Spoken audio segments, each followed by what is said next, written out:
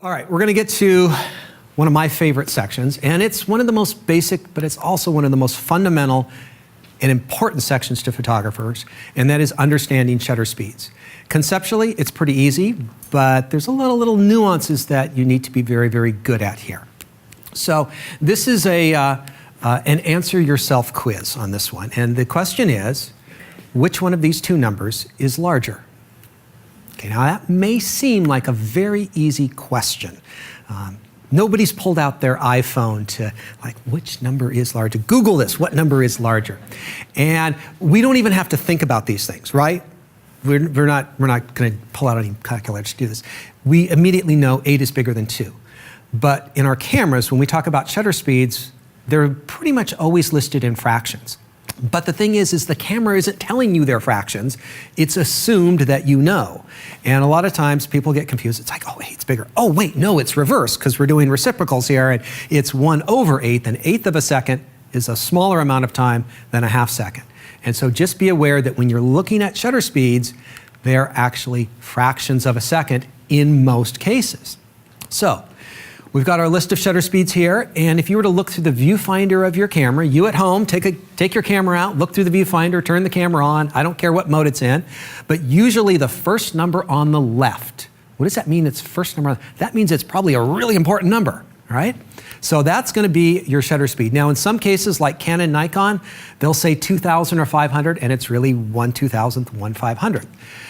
Some of the new mirrorless cameras, which have, shall we say, better displays with more graphics, will actually tell you it's 1/500th. So you need to learn what your camera does. Remember that from the beginning of the class? You need to how to work your camera. All right, so here's our list of shutter speeds. Now, I guess I should stop at this moment and explain that shutter speed is a terrible name. It's completely misleading. The speed of the shutter does not change in your camera. It always, at least I believe, I don't know. I believe it operates at exactly the same speed for every single shot. It's the difference between when does the first one open and the second one close. That time difference, that exposure time difference is the difference between these shutter speeds. And so it might help conceptually to think exposure time. How much time is the sensor exposed to light, all right? I always like to start simple, so I think all of you know what 1 second is. That's about a second, right? All right, so we all know what a second is. When we go to 2 seconds, we've doubled the amount of time and we've doubled the amount of light. It's a linear scale, it's a 1-for-1 trade-off here, and so if we want it longer, we get twice as much light in that way. Now this is something that we're going to talk about, full stops. It means we've doubled or we've cut in half. And so when you hear someone talk about a full stop, that means they want it twice as bright or twice as dark. Depends on what other words they say, whether they want to go up or down in that direction. So to double or to cut in half. The longest shutter speed on mini cameras will be around 30 seconds. Not really much reason for it, other than when you go to 1 minute, well, that's a whole different numbering system there. So 30 seconds is kind of a nice number, but some cameras are going well beyond that now. When we get up to a half second, it's half as much time, it's half as much light. Same scale, it works the whole way up and down. Now it gets kind of interesting here because I know there's some very passionate people here in politics and in math, right? Some of you are fraction people and some of you are decimal people. I can just tell, let's not have any arguments in here, all right? But sometimes your camera might say 2. Some cameras say 2, which means 1/2. Sometimes some cameras say 0, quotation 5, and it says quotation, not point, because they're too cheap to put a point in there. They just use the quotations that are there, and so that's 0.5, and they mean the same thing. They're both half a second. And so that is going to be a full stop, less light than 1 second, because it's half as much time. A pretty normal shutter speed is 1/60th of a second, but remember, when you look in your camera, it's going to say 60. It's not going to say 1/60 in most cases. The top shutter speed on most cameras is going to be about an 8,000th of a second. And so this is the range of shutter speeds that you're likely to deal with. Now something we don't need to know, but I want to share with you some of the history of why this doubling is like this in photography. And photographers used to judge everything on the EV scale, exposure value scale. They wanted to come up with a light metering system for photographers so that we could figure out give me a number and I will figure out what shutter speeds and apertures I want. And so I remember I used to own a Hasselblad camera, and they had an EV setting on there. And you could keep it at EV 8, and you could have shutter speeds and apertures of this, or shutter speeds, apertures of that. You could change it around. So it's one simple number that tells you how much light you are receiving. Right now, we don't use this. We usually say, well, it's 500/2.8 at ISO 800. Well, that's kind of a lot of words here. And so they used to measure light on an EV scale. And EV0 is roughly ISO 100 f1.4 at 1 second, which was kind of the darkest situation that they imagined photographers ever get involved in. And this was way back when they invented this scale, which, I don't know, might have been in the 20s or 30s. I haven't done my research on this one yet. And so that's really dark. Now, when you go to 1 from 0, we're doubling the light. And so every time we go up 1 on the scale, we double the light. There's a great difference between when it's dark and it's light. And this is how we can do this. So indoor room lights, I've often found, are around 6. I have a light meter that actually reads this out in EV. All right, so you want to go outside on a nice day in Seattle. That would be a cloudy day. That'd be 12. You want to go outside on a bright sunny day, that's going to be around 15. But the scale doesn't limit here. You can go as far as you want. If you want to have a really bright light and get your light meter camera right next to it, it could be really bright.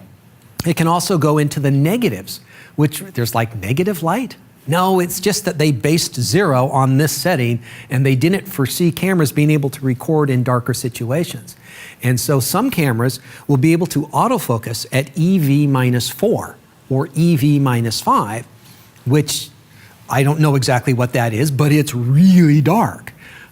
It's not nothing, it's just really, really dark. It's not very much light there. And so this is an EV scale, and if you get a handheld light meter, that's usually one of the options. You can put it in EV readings or shutter speeds and apertures type readings. And so that's how we kind of got to this whole changing by a full stop. And so we can change our shutter speeds by a full stop here. Now, as you actually dial your shutter speed on your camera, changing these settings, you'll notice that you can get to third stops. And that's because photographers, from time to time, like to be very picky and precise about what they're doing. And so we can set third stops. Well, what about quarter stops? What about 10th stops? Why doesn't my camera have 10th stops on them? Well, not really necessary. If we were to look at 2 photos, and have one photo just the smallest amount brighter that we would all say it's brighter but barely anything at all, that is about a third of a stop right there. A stop brighter is going to be, okay, that's noticeably brighter than this one. It's like a baby step. And so if you need to set a tiny third of a stop, perfectly fine. I don't like listing them because it clutters up my screen with too many numbers. So I'm going to stick with the whole numbers as we go through the rest of the class. There's a few cameras out there that have something called an X sync. X is kind of your nickname for flash, your flash synchronization. And so some cameras, you can dial in a special number for the flash synchronization. Let's say you like the flash to fire at 100 and 1 over 125, 125th of a second. You could dial that in and have that set. What a number of cameras have is a bulb setting. And bulb setting refers back to the old days of photography where they had a cable release and they pushed it in on their big view camera and it left the shutter open. And so they might be, Ansel Adams there, for 30 seconds holding the exposure open, and then when he took his finger off, it closed the shutter. So it's any length you want, and it's going to typically only be useful over 30 seconds. Things that you want to leave open for a long period of time. All the modern cable releases have a little lock on them, so if you want to leave it open for 5 minutes, you don't have to use your thumb. You can just kind of turn it on, lock it in. So that's for nighttime exposures. Now, why are we going to choose shutter speeds? This is the real thing.